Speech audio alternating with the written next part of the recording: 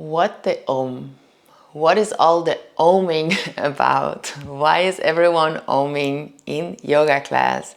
And do you sometimes have this like awkward feeling you're not really sure what everyone's doing and how is this gonna benefit me? Well, there's many philosophical ideas about the Om, about it being the ultimate sound, the sound of creation, having many benefits to raise that vibration through you.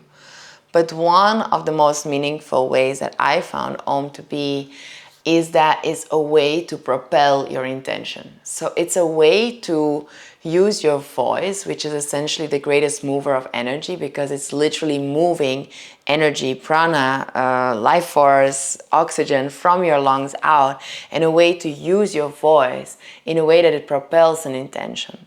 Because if you're doing the Om and you're full of like shame and guilt and you just really don't want to do it, it's a very disempowering thing.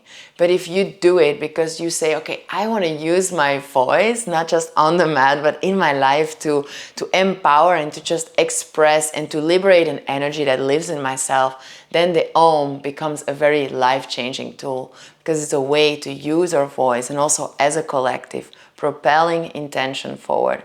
So next time you are doing Om, can you really just let go what it sounds like? Is my voice, is it this? And just propel the energy you want to feel. So whatever it is that you are trying to cultivate for yourself in this moment, even if it's just being present, feeling great, it doesn't have to be anything complicated.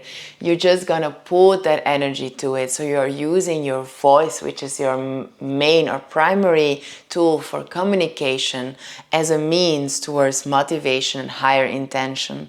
So next time you're Oming, go all in, let go completely what others think, and just pull that energy forward and propel it into the world. And this way, Om can transform.